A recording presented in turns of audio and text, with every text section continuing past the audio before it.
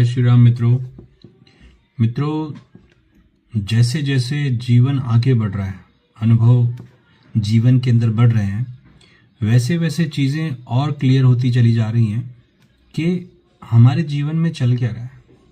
अब ये क्लैरिटी जितनी जल्दी आ जाए उतनी जल्दी हमें आनंद की प्राप्ति होगी और उतना जल्दी जीवन सरल हो जाएगा। समझना है, क्या समझना है कि अध्यात्म जो है उसको सही तरीके से समझा जाए। अध्यात्म क्या कहता है? जो मेरी आत्मा है उससे जुड़ा हुआ जो ज्ञान, आत्मज्ञान, उसके माध्यम से मैं अपने आप की आत्मा को जागृत करते हुए सही दिशा में उसका मार्ग प्रशस्त करते हुए सही ज्ञान की तरफ मोड़ दूं, क्योंकि ज्ञान ही दुख से मुक्ति का कारण है। ज्ञान ही मोक्ष देता है और कोई साधन नहीं है। तो कृष्ण भगवान ने भी अपनी भगवत गीता में एक जगह एक श्लोक में बोला है कि श्रद्धावान लभते ज्ञानम। जिसके अंदर श्रद्धा है, जो एक ईश्वर में विश्वास रखता है और सदकर्म करता हुआ, यहाँ पे फिर से समझिएगा, सदकर्म वो कर्म नहीं है जिसके अंदर भोग की प्राप्ति होती है। मतलब जैसे कि हम नैतिक जीवन के अंदर कर्म करते हैं, अपने कोई भी काम करते हैं, तो उस काम को करने में कोई ना कोई फल की प्राप्ति होती है। भगवत गीता में बताया हुआ कर्म ये वो कर्म नहीं है, ये कर्म है आराधना, जहाँ पे एक ईश्वर की आराधना होती है, जिसके माध्यम से उस आराधना को करते करते आप अपने अंदर के धर्म क्षेत्र और कुरुक्षेत्र जो अंदर ही स्थापित है, जो क्षेत्र और क्षेत्रज्ञ हैं, उसके अंदर ही युद्ध करते हुए अपनी विजातीय नेगेटिव गुणों को, विजातीय प्रवृत्ति को आप जला देते हैं। आराधना करते करते, कर्म करते करते, कर्म ही आराधना है। और आराधना की प्रक्रिया यज्ञ कहलाती है, जिसके अंदर नेगेटिव विचारधारा का शमन होता है, जिसको जला दिया जाता है। जैसे ही ये नेगेटिव विचारधारा जल जाती है, वैसे ही जो अंदर बचता है, जो पॉजिटिव एनर्जी बचती है, वही ईश्वर है, वही आत्मा है, वही भगवान है।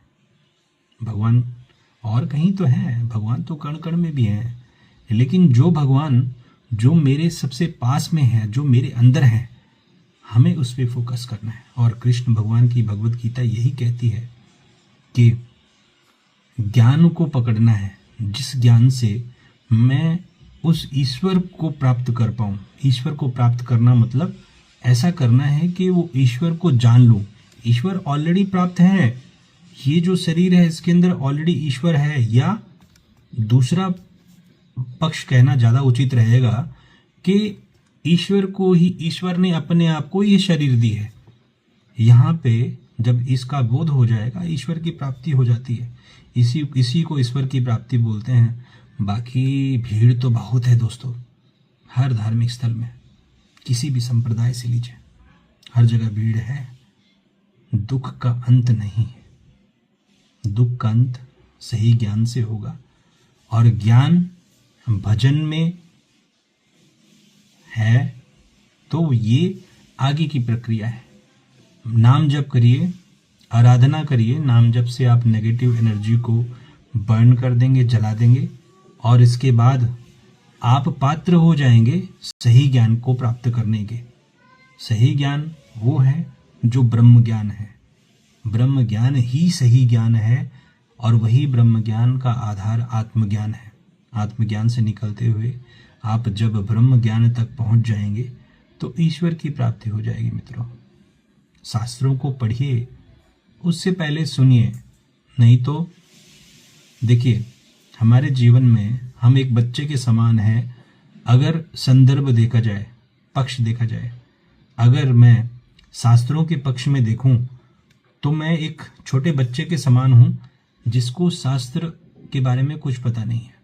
शास्त्र में केवल 2 शास्त्र हम रेकमेंड करना चाहेंगे, आपको बताना चाहेंगे, वो शास्त्र अगर भगवत गीता के साथ साथ अष्टावक्र गीता आपने अपने जीवन में उतार ली तो इस विश्व की कोई भी शक्ति नहीं है जो आपको स्टेबल होके, आत्म सुखी होके, आत्म आनंदित होके अपने सारे कार्यों को करने के लिए प्रेरित करेगी।